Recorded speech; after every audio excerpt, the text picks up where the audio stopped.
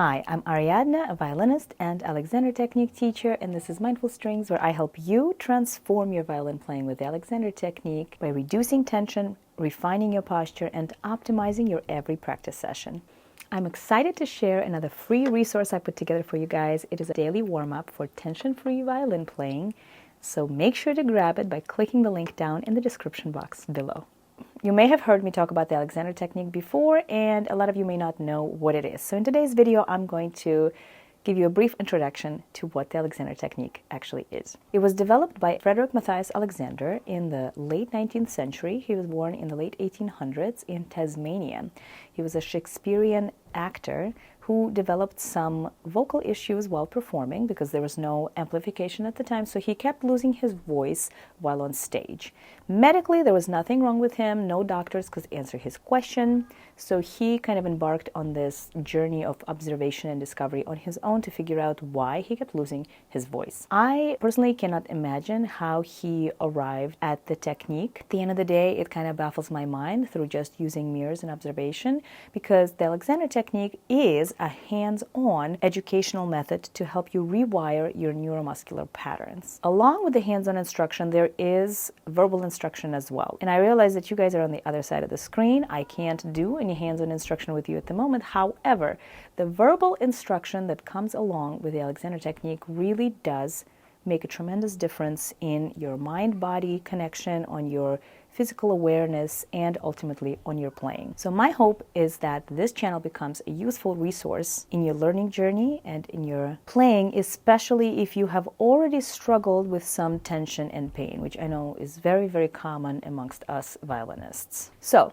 Alexander set up multiple mirrors from multiple angles. He observed himself speak and narrate, which of course required him to speak louder, and basically came to a conclusion that he was suppressing his larynx by dropping his neck forward and his head back, which is a very common thing in today's world as well, which is what we call forward head posture. You may have heard this term thrown around. I know that chiropractors often use it. So anyway, his next observation was that he could not simply will the change in his pattern. In other words, just because he wanted to do it differently, his body did not respond right away. So later on, through practice and these repetitions, as his exploration and practice went on, he came up with certain verbal directions that start out as just simple instructions that you say out loud or think as a student, that translate into the brain, sending the message through your nervous system to act differently. So the three pillars of the Alexander technique are awareness, because you can't change what you don't know; inhibition, which is the ability to kind of put a pin in what you're doing currently, to pause your habitual pattern as it is; and then three, direction, which is giving yourself a new direction to do the action differently. And the action can be anything. It can be taking a step, sitting down, standing up, lying down, picking up a violin, washing dishes, driving. This applies absolutely to everything. Oftentimes, people that learn about the Alexander technique first are people in the performance arts, such as dancers, actors, and musicians.